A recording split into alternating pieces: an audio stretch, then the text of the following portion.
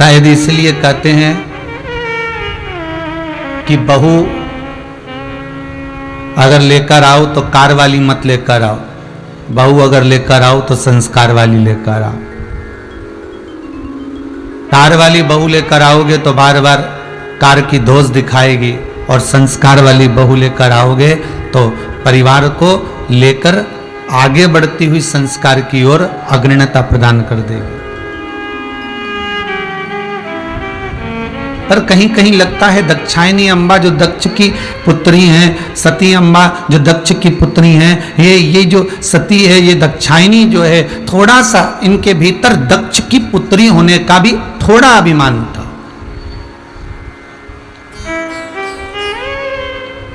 क्यों ना हो साहब, मेरे पिताजी फैक्ट्री के मालिक हैं,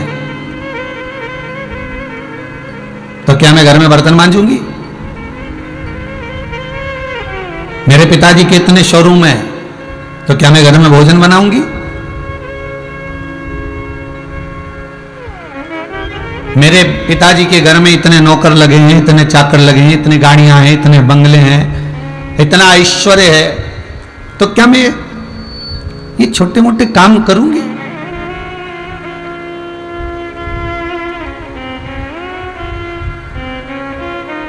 जहां बहुत सारा धन की बात होती है, सत्ता की बात होती है, वैभव की बात होती है, तो वहां थोड़ा न थोड़ा अभिमान, थोड़ा न थोड़ा अहंकार आ ही जाता है। दक्षायनी के मन में भी वो था, इसलिए शायद मेरे भगवान भोलेनाथ, विश्वनाथ, मेरे शंभु, मेरे त्रिकालदर्शी, मेरे कैलाशी, मेरे अविनाशी, मेरे शंकर ने जितने विवाह करे, चाहे ललिता हो, चाहे उमा हो, कात्यायनी हो, चंद्रघंटा हो, कुष्मांडा हो, उमा हो, ब्रह्मचारिणी हो, मेरे भगवान ने जितने विवाह करे, इन सारे विवाहों की लेखनी को आप उठाइए, और इन लेखनी को उठाकर यदि आप देखेंगे तो आपको ज्ञात होगा कि शंकर भगवान ना तो पार्वती को कथा सुनाने लेकर गए, ना वो ललिता को कथा सुनाने लेकर गए, ना वो चंद्रघंटा को कथा सुनाने लेकर गए, ना वो कात्यायनी को लेकर गए, ना वो कुष्मांडा को लेकर गए, ना वो ब्रह्मचारिणी को लेकर गए, ना वो उमा को लेकर गए। मेरे शंकर भगवान ने जो 51 शादियां करी हैं पार्वती से पहले,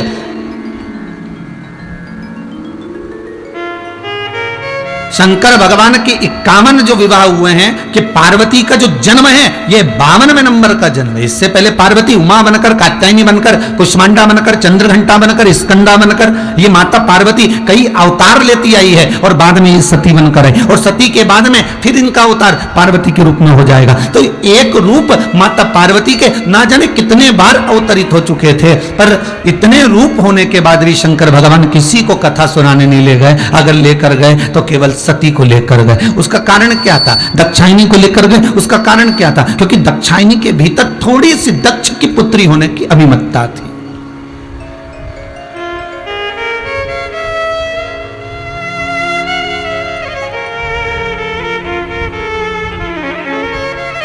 आज कथा का चतुर्थ दिवस है,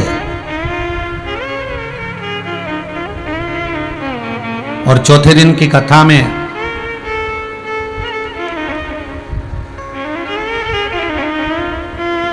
भगवान को पाने का प्रयास होना चाहिए।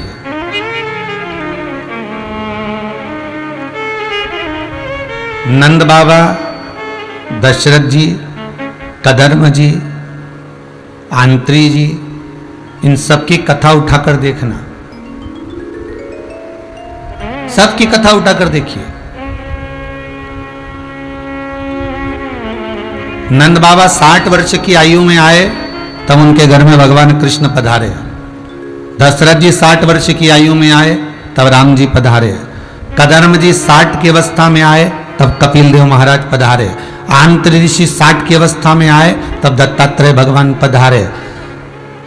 हिंदू धर्म में मृत्युलोक में, भारत की इस प्रशासन में, गवर्नमेंट के अंतर्गत भी 60 वर्ष की अवस्था आती है तो गवर्नमेंट रिटायर कर देती है।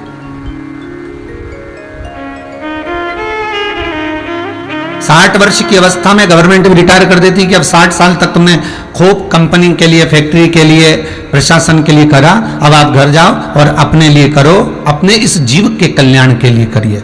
60 वर्ष तक आपने सरकार के लिए करा, परिवार के लिए करा, अपने लिए करा, पत्नी के लिए, बच्चों के लिए, कुटुंब के लिए तुमने जो कमाया 60 वर्ष तक वो परिवार के लिए करा। अब तुम घर जाओ और भगवत भजन कर कर, माला पकड़ कर, स्मरण कर कर, गौमुखी धारण कर कर, भगवत स्मरण धारण कर कर, रुद्राक्ष धारण कर कर भगवान शंकर की भक्ति, राम और कृष्ण की भक्ति में लग जाओ। क्यों? 60 वर्ष की आयु में दशरथ जी राम जी को पा गए थे, 60 की आयु में नंद बाबा कृष्ण को पा गए थे, 60 की आयु में कदरम बाबा कपिल देव महाराज को पा गए थे, 60 वर्ष की आयु में अंतरिषि दत्तात्रेय भगवान को पा गए थे। तो शास्त्र कहता है कि जब 60 की अवस्था आए तो हम भी ये सारी लौकिक जो वस्तुओं में हमारी आसक्ति जो जुड़ी हुई है,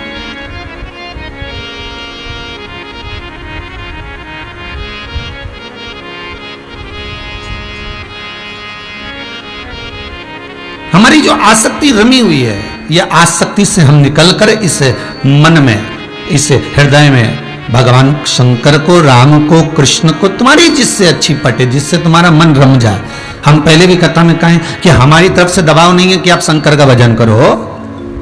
जितने लोग कथा सुन रहे हो टीवी पर, बिल्कुल ध्यान रखना, हमारी तरफ से बिल्कुल दबाव नहीं है कि तुम शंकर का भजन करो, हमारी तरफ से बिल्कुल दबाव नहीं है कि तुम राम का भजन करो, हमारी तरफ से बिल्कुल दबाव नहीं कि तुम कृष्ण का भजन करो, हमारी तरफ से बिल्कुल दबाव नहीं कि तुम जगदम्बा का भजन करो। हमारा तो केवल इतना कहना है कि जैसे तुलसीदास जी ने रामचरितमानस में एक चौपाई लिख दी कि कलयुग केवल नाम धारा। तुलसीदास जी ने यह नहीं लिखा कि कलयुग केवल राम धारा, उन्होंने लिखा है नाम धारा। तुम्हारा मन पड़े तुम राम भज लो, तुम्हारा मन पड़े तुम कृष्ण भज लो, तुम्हारा मन पड़े तुम शंकर भज लो, तुम्हारा मन पड़े तुम भवानी भज लो, तुम्हारा मन जिसमें रम जाए तुम उसका भजन करो, पर करो जरूर।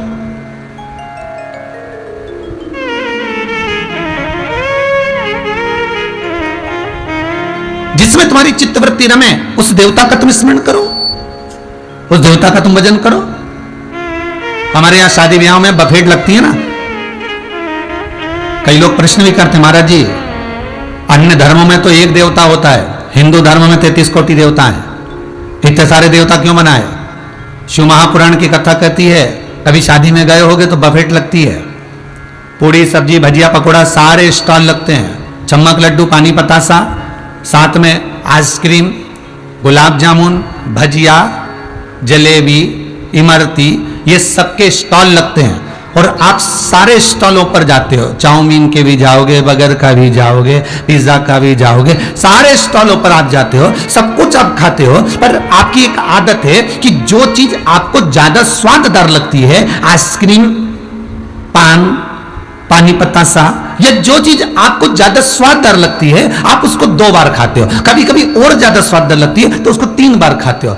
सब कुछ खाया आपने, सारे स्टॉल खाए आपने, पर उसके बाद भी आपको जो अच्छा लगा उसको आपने 2 या 3 बार खाया। उसी तरह 33 कोटि देवता हिंदू धर्म में इसलिए बनाए गए कि आपका मन पड़े, संपूर्ण ब्रह्मांड में तुम्हारी जो मर्जी पड़े उस देवता का स्मरण करो, एक एक देवता का नाम जाप करो। और निवेदन केवल इतना है कि जिसमें तुम्हारी चित्त वृत्ति पूर्ण तरह से रम जाए फिर उसको तुम जमकर पकड़ लो, उसके चरणारविंद को तुम अपने हृदय में रमा लो। और एक बार हृदय में रम गए तो जो स्वाद, जैसे एक स्टाल पर पेट भरकर पाने में जो आनंद आया वही आपका स्वाद, आपकी जिंदगी, आपका आनंद बना देगा। बस उसकी भक्ति में फिर आप रम जाओ।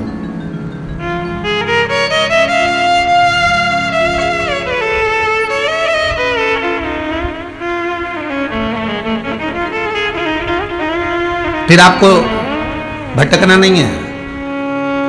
मेरे भूत बाबा न भूतेश्वर, मेरे शंकर दक्षायनी को साथ में लेकर अगर कहीं ले जा रहे हैं तो कथा सुनने ले जा रहे हैं। किसी को लेकर नहीं गए पर सती को लेकर गए। जिस व्यक्ति के भीतर थोड़ा बहुत ज्यादा अभिमान आ जाए, अहंकार आ जाए, तो उसके लिए निवेदन करा गया, उसको एक आध बार कथा में ले जाकर जरूर बिठाओ। कल कथा में कहा था, भोजन में झूठे किए हाथों को पानी से धोया जा सकता है, कपड़ों को साबुन से धोया जा सकता है, पर कमाई में झूठे किए हाथों को केवल सत्संग से धोया जा सकता है। उसी तरह अहंकार कहीं दूसरी जगह नहीं धुलेगा, हमारी अभिमत्ता, हमारा अहंकार, हमारा अहम, ये मैं और मेरे की जो अभिमत्ता है, अहंकार है, ये और कहीं जाकर नहीं धुल सकता। इस अहंकार को, इस अभिमत्ता को, इस अहम को, इस अभिमान को हम अगर धो सकते हैं तो केवल सत्संग में जाकर धो सकते हैं, केवल सत्संग में, केवल कीर्तन में, केवल स्मरण।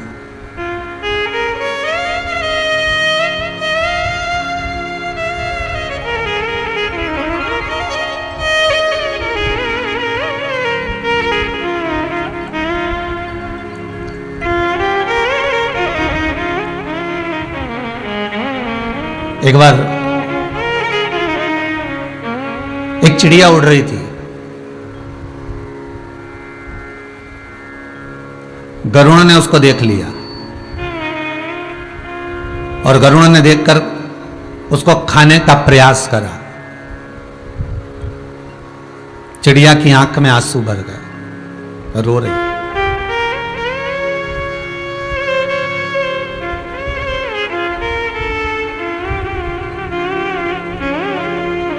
कोई पूछ रहा था एक बार, गुरुदेव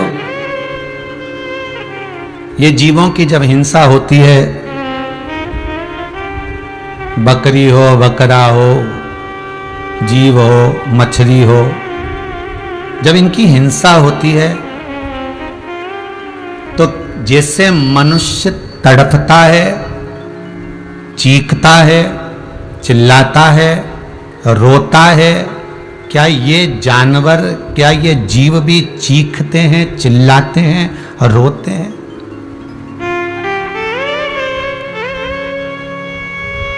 शिव महापुराण की कथा कहती है भाई, शंकर की कथा कहती है, हम चीखते हैं, चिल्लाते हैं तो हमारी आवाज को, हमारे शब्द को, हमारे संबोधन को दूसरा सुन लेता है। हमारे संबोधन को दूसरा ग्रहण कर लेता है, सुन लेता है। पर हमारे संबोधन सुनकर तो दूसरा कोई हमारे पास में बचाने के लिए आ भी जाता है, खड़ा भी हो जाता है, हमारे दुख में शामिल भी हो जाता है। पर जब कोई जीव को कष्ट होता है, दुख होता है, तकलीफ होती है, कोई जानवर, कोई जीव, कोई मछली, कोई जलचर, कोई थलचर, कोई वायुचर जीव जब प्राणों को त्याग रहा होता है, उसको जब कष्ट हो रहा होता है, तो कोई आए चाहे ना आए, पर वो परमात्मा की डायरी में लिखा जरूर जाता है, लिखा जरूर जाता है।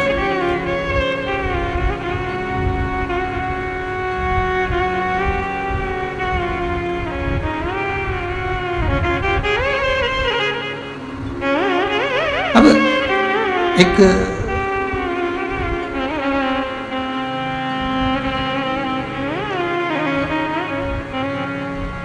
जब उत्तराखंड में त्रासदी मची थी केदारेश्वर की,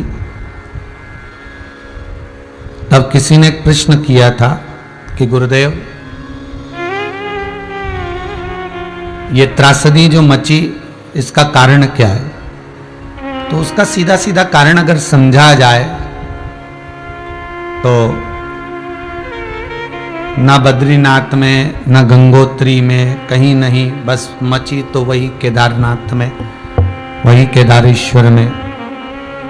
उसका कारण क्या था? उसका कारण केवल इतना था, जो खच्चर, जो घोड़े तुमको अपनी पीठ पर बिठाकर वजन तोड़कर 14 किलोमीटर दूर तक खा नहीं रहे, पी नहीं रहे, तोक कर चले जा। पैसा मालिक को दिया,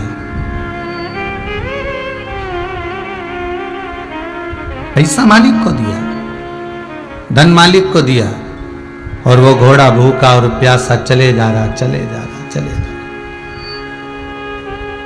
तो भगवान कभी तो सुनता है किसी ना किसी जीव की। आज लोगों ने मांसाहार करा, पक्षियों को लोग खाना चालू कर दिए, तो भगवान उनकी सुनकर यह कोरोना वायरस भेजा। सुनता तो है वो, बस हम पहचान नहीं पाते हमारे शब्दों को। हम अगर रो रहे हैं, हम अगर दुखी हैं, हम अगर तकलीफ में हैं, हम अगर कष्ट में हैं, तो हम अपने शब्दों को कहेंगे तो दूसरा सुन लेगा, पर जीव जंतु जानवर पशुधन जितने भी हैं, इनके रोने पर कौन सुनेगा? वो परमात्मा।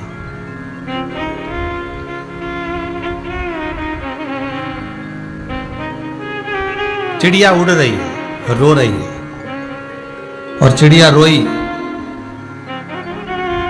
गरुड़ ने पूछा, तू मेरा भोजन है, मैं तुझे खाना चाहता हूं। चिड़िया कहती है, मेरे छोटे छोटे बच्चे हैं, कोटर में मेरे बच्चे भूखे रह जाएंगे, मैं उनको भोजन कैसे कराऊं?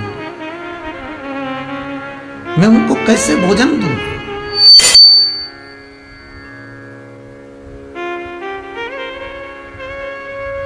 मैं उनको कैसे भोजन प्रदान करूंगी? मेरे बच्चे भूखे रह जाएंगे, मेरे बच्चों को भोजन कैसे मिलेगा? कैसे मैं उनको दे सकती हूं भोजन? गरुड़ कहने लगा कि मुझे भूख लग रही है, मुझे तो तुझे खाना है। चिड़िया ने जब हाथ जोड़े तो गरुड़ कहता है, एक शर्त लगाता हूं, अपन दोनों उड़ते हैं, अगर तू मुझसे जीत गई, मुझसे आगे निकल गई, तो मैं तुझे छोड़ दूंगा, और यदि तुम मुझसे पीछे रह गई तो मैं तुझे खा जाऊंगा। चिड़िया ने मन में सोचा, मरना ही तो है, एक बार प्रयास करने में क्या जाता, मंजूर है मुझे। अपन दोनों उड़ते हैं। पर चिड़िया ने कहा, मंजिल आएगी तब तक उड़ना पड़ेगा, और मंजिल जैसे ही आएगी तब तक दोनों उड़ेंगे। ये नहीं कि मैं पीछे रह गई तो तुमने जीत मान लिया है, मंजिल तक तो उड़ना है। आज भी रेस होती है, दौड़ होती है, तो एक रिबन बांध दिया जाता है, एक चूने की लाइन बना दी जाती है कि इस मंजिल तक आपको दौड़कर आना है, भले तुम आगे हो जाओ, पीछे हो जाओ, दौड़ते रहो, और इस लाइन पर आकर जो टच कर लेगा, इससे अग्रण्य जो निकल जाएगा, वही विजय है, वही जीता है। गरुड़ ने कहा, ठीक है। और चिड़िया मन में सोच ली कि जीत तो सकती नहीं, वो भी गरुड़ से, पर हिम्मत करो। और चिड़िया और गरुड़ दोनों उड़ने लगे। जैसे ही गरुड़ उड़ने ही वाला था, चिड़िया उड़ के गरुड़ के सिर पे बैठ गई।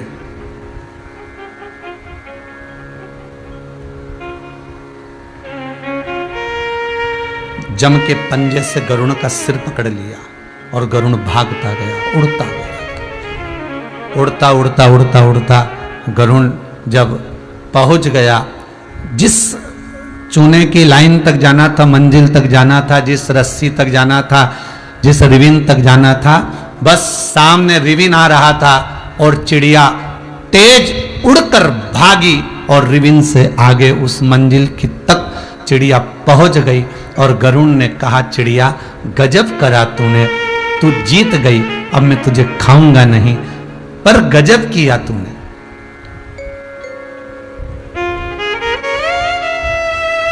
केवल शरीर का बल नहीं, बुद्धि का बल भी जरूरी है महाराज। केवल शरीर का बल नहीं, बुद्धि का बल भी जरूरी है। चिड़िया जैसी चतुरता भी रखी है। कोरोना जैसी महामारी अगर आपके सम्मुख में आ रही है, कोरोना जैसी महामारी आपके सामने पहुंच रही है, कोरोना जैसी महामारी वायरस आपके सम्मुख तक पहुंच रहा है, आपको लग रहा है कि मेरे शरीर में ताप है, आपको लग रहा है मेरे शरीर में कष्ट है, तो उसके लिए कितने प्रयास करेगा। गवर्नमेंट हर बार कर रही है, मुख पर मास्क लगाओ, हाथ को धोते जाओ, सोशल डिस्टेंसिंग करिए, दूरी बनाकर चलिए, कहीं मत जाओ, अपने घर में रहो।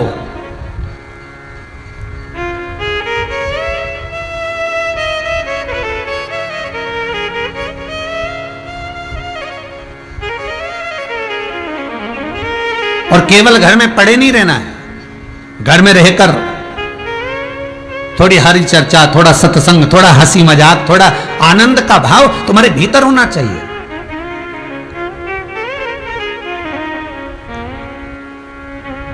अरे कल किसी ने लिख कर भेजा है, कल कथा चालू हुई तो गुरुजी व्यासपीठ पर बैठ रहे थे तो हंस क्यों रहे थे,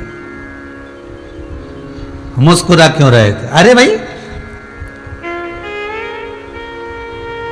रोने के लिए तो पूरी जिंदगी पड़ी है, मुस्कुराने के लिए तो शिव पुराण के 7 दिन मिलते हैं।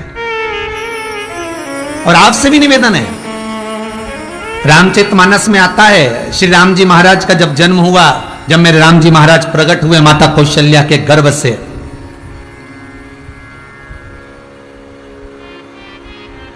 तब माता कौशल्या के गर्भ से जब राम जी प्रकट हुए तो उस समय पर माता कौशल्या राम जी को देखी और राम जी को देखकर माता कौशल्या ने कहा कि ये जो स्वरूप तुम धारण कर कर पैदा हुए हो, प्रकट हुए, इतना विशाल तुमने स्वरूप बनाया है, ऐसा स्वरूप नहीं चाहिए एक माता को। माता पुनि बोली सोमति डोली तजहु तात यह रूपा, कि जय शिशु लीला अति प्रियशीला यह सुख परम अनुपा। हे राम, मैंने बेटा मांगा था, तुम बाप बनकर पैदा हुए हो, छोटे हो जाओ। राम जी कहते मैया कितने छोटे होना जरा बता देना। राम जी छोटे होते गए इतने से हो गए। कौशल्या मैया बोली बस बस बस बस इतना बड़ा चलेगा। अब कौशल्या जी करे राम जी से जितने तन पे कपड़े पहने सारे उतार दो। राम जी कहते मैया हम नग्न हो जाएंगे। कौशल्या जी कहती हैं कि इस मृत्यु लोक में जन्म लिया है तो नग्न अवस्था में ही पैदा होना पड़ेगा, और जब प्राण छूटेंगे तो जैसे आए हो वैसे ही जाओगे। अकेले, कोई वस्त्र नहीं, तन पर कोई साज नहीं, वैसे ही जाना। कितना खर्चा करा इस शरीर पे राम, बादाम खिलाया, काजू खिलाया, क्रीम लगाया, पाउडर लगाया, थोड़ी सी भी कमी पड़ जाए किसी भी चीज में। दूध नहीं आया आधा घंटे से, कब से मैं बैठा हूं, 1 घंटे पहले से मैंने बोला था कि मेरे को ये सब्जी चाहिए, सब्जी नहीं आई। इस शरीर के लिए इतनी आसक्ति बनी रही, काजू बादाम पिस्ता खारक सब कुछ दिया, फल फ्रूट मिठाई खूब खिलाया, और आखिरी में ये शरीर परारे गया, आत्मा निकल कर चली गई।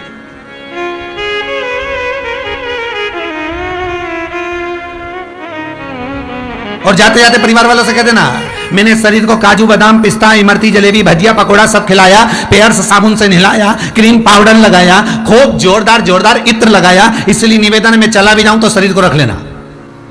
कितने लोग हैं जो रखेंगे? कौन रखने वाला? भाई मुट्ठी बांधे आया जग में, हाथ पसारे जाएगा, क्या तू लेकर आया जग में, क्या तू लेकर जाएगा। ये शब्द दुनिया के लोगों ने कहा, पर शिव महापुराण की कथा कहती है कि मुट्ठी बांधे आया जग में, हाथ पसारे जाएगा।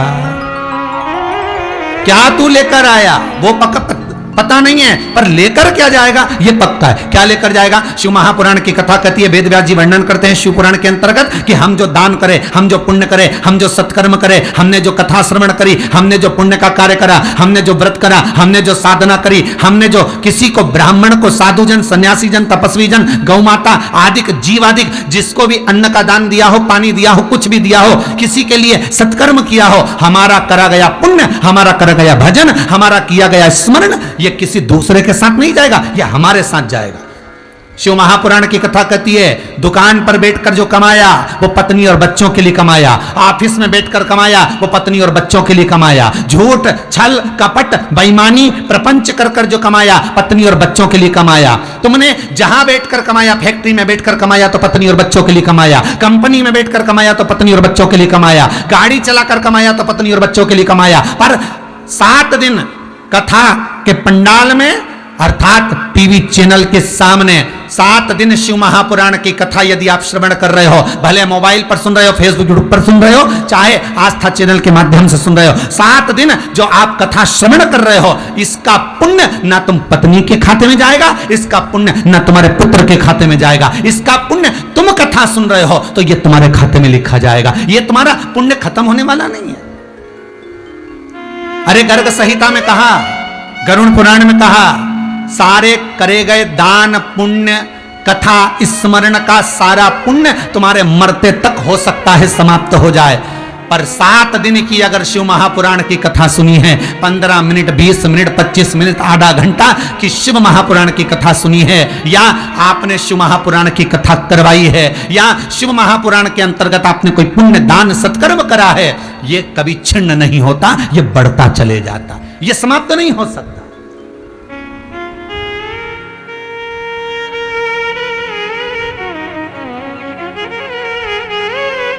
चलो आ जाओ गरुड़ पुराण पर। क्या लिखा है गरुड़ पुराण के अंतर्गत? तीसरे अंश में पहुंचिए गरुड़ पुराण के, उसमें वर्णन आता है, मान लो किसी का पुत्र नहीं है, मान लो किसी की पुत्री नहीं है, मान लो किसी का भाई बंधु नहीं है, मान लो किसी का सखा भ्राता भी नहीं है, और उस व्यक्ति के प्राण छूट गए, वो व्यक्ति मर गया, तो 16 दिन श्राद्ध में उसका तर्पण कौन करेगा? उसके मरने के बाद उसका पिंडदान कौन करेगा? बहुत ध्यान देना महाराज, जितने लोग कथा सुन रहे हो बड़े सावधानी से सुनिएगा और अपने जीवन में उतारना है आज की ये चतुर्थ दिवस की कथा। किसी का कोई नहीं, और मान लो वो मर गया, उसका तर्पण कौन करेगा? उसको जल कौन देगा? उसको पिंड कौन देगा? उसकी तिलांजलि कौन करेगा?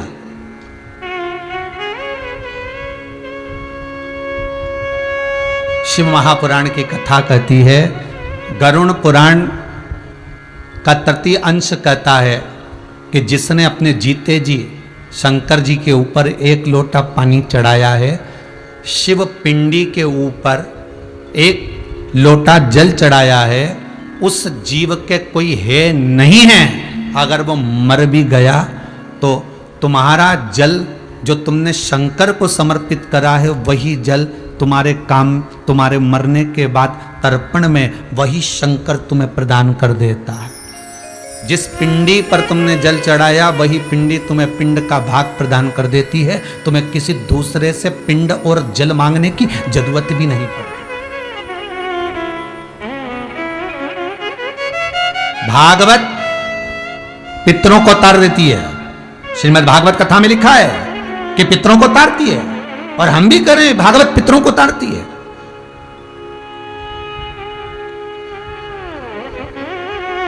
पर जिस समय पर भगवान विष्णु ब्रह्मा जी की बनाई हुई सृष्टि पर हंस दिया, किन्नरों को जो भगवान ब्रह्मा ने बना दिया, और ब्रह्माओं ने जब किन्नरों को बनाया तो किन्नरों को देखकर भगवान विष्णु हंस दिए, और हंसे तब भगवान शंकर ने कहा, वाह नारायण वाह, आपने ब्रह्मा की सृष्टि पर हंस दिया। ए नारायण, आप ब्रह्मा की सृष्टि पर हंसे हो, इसलिए इस किन्नर पर तुम हंसे हो, इसलिए पृथ्वी पर जाकर तुमको भी किन्नर बनना पड़ेगा। और भगवान विष्णु को द्वापर में, कृष्ण अवतार में, जिस समय कौरव और पांडवों का युद्ध हो रहा था, तो कुरुक्षेत्र की भूमि पर चंडी को प्रसन्न करना था और परिवार में से एक एक व्यक्ति की बलि देना था।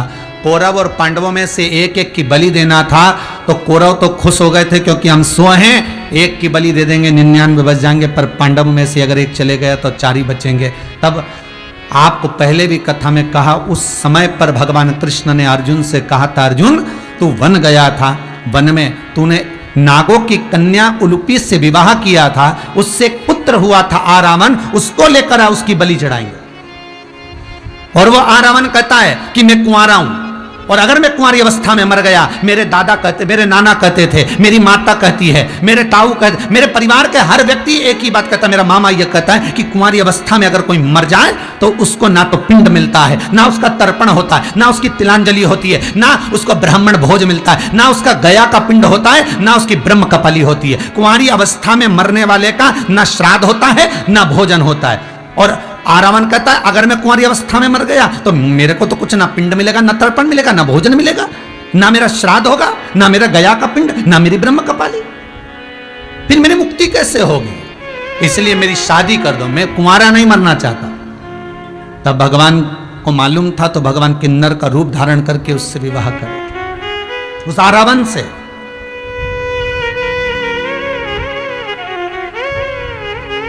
भागवत पितरों को तारती है। शिव महापुराण की कथा में वेद व्यास जी लिखते हैं, ये वो पुराण है महाराज कि अगर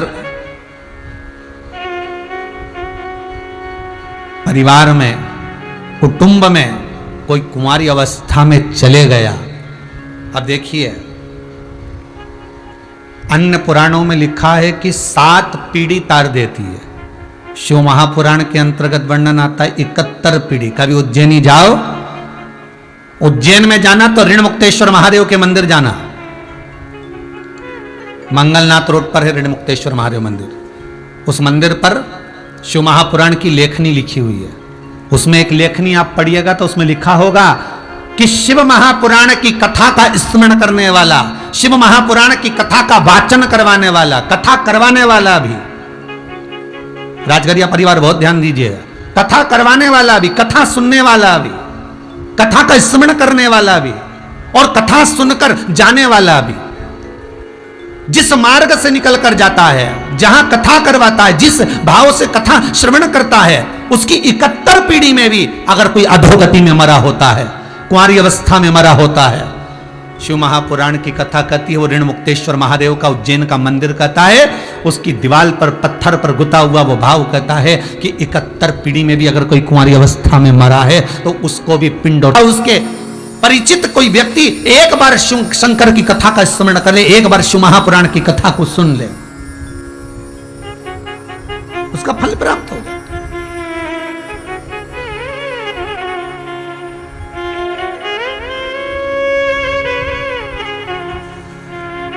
पिछले वर्ष अधोगति में मरने वालों के लिए नैमिषारण्य में 108 शिव महापुराण की पोथी रखी थी। आप लोगों को ध्यान में होगा जो लोग कथा सुन रहे हैं। जिन जिन ने पोथी रखवाई थी, कई लोगों के फोन मैसेज आते रहे कि हमने पोथी बिठाई थी और बाबा की ऐसी कृपा हुई कि हमको लगा कि हमने जिनके लिए बिठाई थी वो उनकी गति हो गई, उनके जाने से हमको आनंद की अनुभूति हो गई, हमको ऐसा हो गया, हमको अब सपने में नहीं आते, हम